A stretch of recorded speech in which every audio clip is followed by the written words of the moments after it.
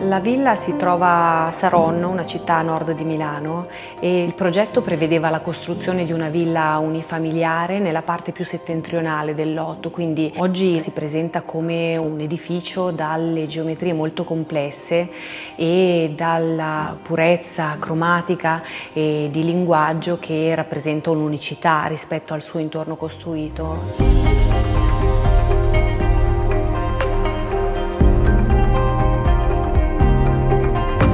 Il concept di progetto nasce dalla messa insieme quasi su un elemento rettilineo di tutti i piccoli pezzettini che dovevano costituire le funzioni da collocare al piano terra. E quando ci siamo resi conto che tutte le funzioni, quindi le dimensioni necessarie al piano terra, non avrebbero potuto trovare collocamento nella dimensione del lotto che avevamo a disposizione, abbiamo quasi in maniera provocatoria scelto di prendere questa linea che avevamo creato e di pressarla all'interno delle dimensioni che avevamo a disposizione per l'edificazione.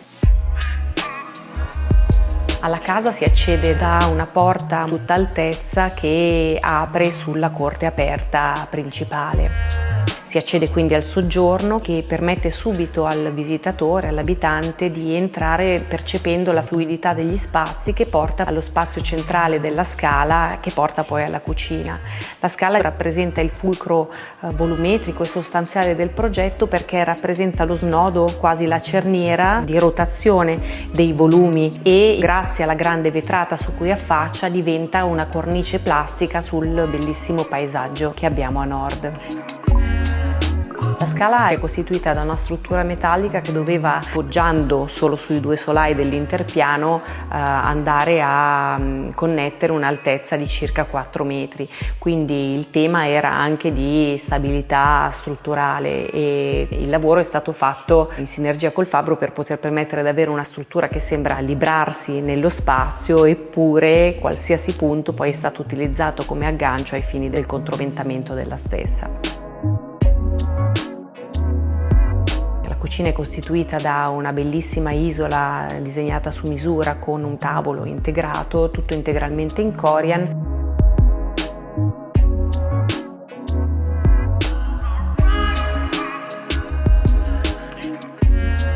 L'altro elemento sono le armadiature di fondo, molto pulite, completamente regolari, costituite da ante a tutta altezza, che in realtà trattengono al loro interno diverse sorprese. Hanno infatti una moltiplicazione dei piani di lavoro con queste ante a scomparsa laterale, quindi si impacchettano all'interno delle strutture laterali del mobile e creano al loro interno uno spazio per accogliere elettrodomestici da non lasciare a vista o nuovi piani di lavoro. Ma la cosa più interessante è il fatto che da una parte, aprendo un'anta, si ha accesso a una dispensa nascosta e dall'altra, sempre grazie a un'anta che in realtà quindi è una porta di un vano di passaggio, si va al locale lavanderia posto sul retro.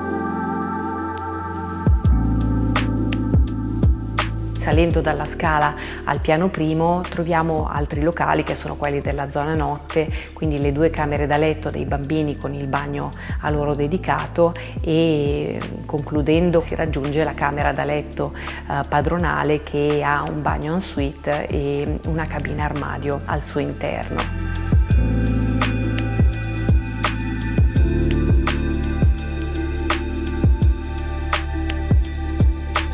Il piano primo si compone di un volume architettonico autonomo che mediante uno scuretto viene separato dal corpo sottostante costituente il piano terra e questo a evidenziarne la leggerezza e l'identità. E questo volume posto a piano primo non si allinea ai corpi sottostanti ma va a ruotare leggermente verso est aprendo la facciata principale, anch'essa composta da vetrate e pannelli in legno, verso il punto d'ingresso della nuova casa per stabilire un rapporto panoramico con l'intorno.